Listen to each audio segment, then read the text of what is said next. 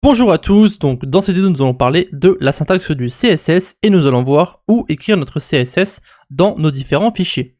C'est parti. Maintenant que nous avons vu comment le HTML fonctionne, il est l'heure de s'attaquer au gros morceau de notre cours, le CSS. La première chose que nous allons apprendre, c'est la syntaxe. Nous avons déjà eu l'occasion d'en parler sur les vidéos précédentes, cependant nous n'avons pas vu la syntaxe complète qui est différente. Donc la syntaxe normale pour le CSS ressemble à ça. Vous avez tout d'abord un sélecteur, donc ici c'est A, donc un lien. Le début de la déclaration avec un crochet. Une propriété, donc ici c'est border. La séparation entre la propriété et la valeur, donc 2 points. Une valeur pour notre propriété, donc ça peut être n'importe quoi par rapport à la propriété. Donc ici c'est 2 pixels solid green pour dire donc une bordure de 2 pixels de type solide qui sera verte. Enfin, vous avez la séparation entre nos différentes déclarations, car oui, on peut avoir plusieurs déclarations sur un seul sélecteur. Et ensuite, vous avez la fin de la déclaration.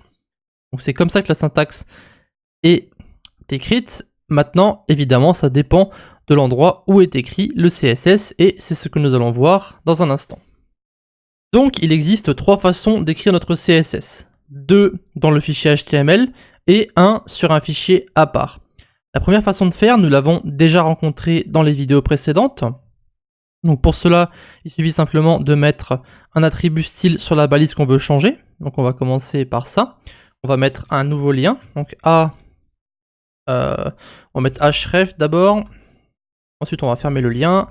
On va mettre ici lien attribut CSS. Pas attribut CSS, attribut style.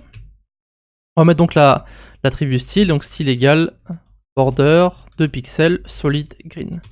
On ferme. Vous pouvez voir que lorsqu'on va utiliser l'attribut style, on ne va pas mettre les crochets pour ouvrir une déclaration. On va simplement les écrire à la suite à l'intérieur de nos guillemets. Évidemment, ce procédé n'est pas conseillé car cela peut impacter votre fichier CSS plus tard et vous allez vous tirer les cheveux. On verra plus tard que, en général, utiliser les attributs style, ce n'est pas une bonne idée. Les deux autres façons sont similaires, elles ne sont juste pas écrites au même endroit. Pour la deuxième façon de faire, on utilise les balises style dans la partie head de notre site. Donc ici, par exemple, si on met un paragraphe, donc je suis un paragraphe, hop, comme ceci. Nous allons mettre donc au-dessus de notre titre des balises style, comme ceci. D'accord. Et à l'intérieur de ces balises style, on va mettre notre CSS. Donc ici, P. On va ouvrir et fermer la déclaration, et ensuite on met notre propriété de tel solid green, par green du coup orange, et donc ça sera notre CSS donc à l'intérieur. Évidemment, il n'y a pas de couleur parce que le CSS n'est pas reconnu, mais c'est bien à l'intérieur des balises style. On va voir rapidement ça sur la page. Vous pouvez voir que nous avons notre lien qui a les bordures vertes, et nous avons notre paragraphe qui a les bordures orange. Donc cela peut être utile dans le cas où vous n'avez qu'un seul fichier HTML, cependant cela devient moins déficient lorsque nous avons plusieurs fichiers. Donc maintenant on va voir comment faire en sorte d'avoir plusieurs fichiers. Donc pour ça, on va devoir se rendre sur notre dossier, on va créer un nouveau fichier, d'accord? On va l'appeler style. Alors, style.css, d'accord, voilà. Ce fichier CSS, on va l'ouvrir sur notre notepad. Donc maintenant, on aura 2 onglets là-haut, d'accord. Et on va écrire notre propriété en haut.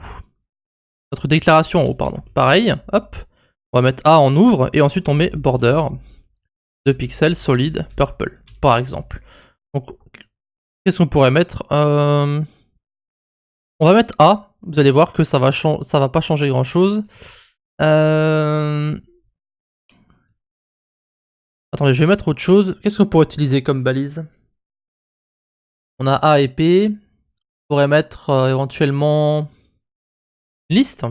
Hein, pourquoi pas. Slash UL.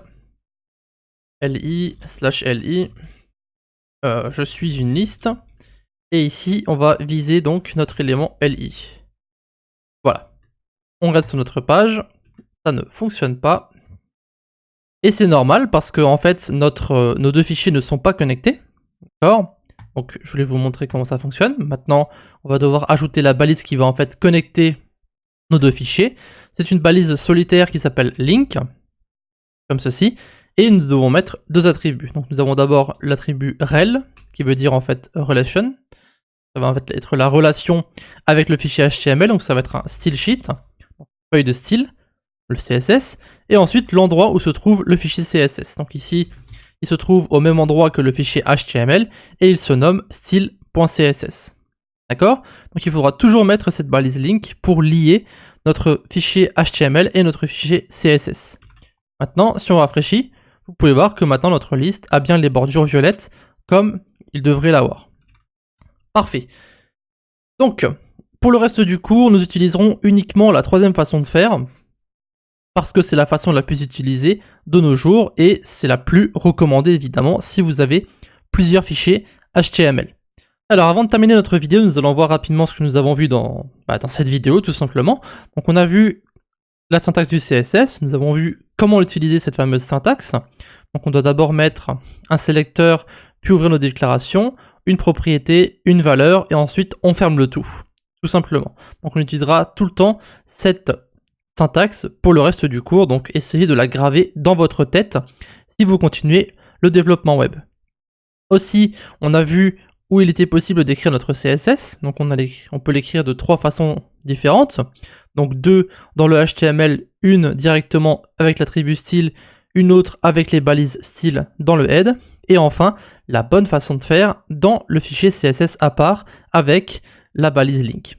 Donc tout ça, ça représente la syntaxe CSS et nous avons vu comment l'utiliser, et nous allons maintenant pouvoir passer à un autre sujet qui sera les sélecteurs, qui est tout aussi important que la syntaxe du CSS. Donc on se revoit dans un instant.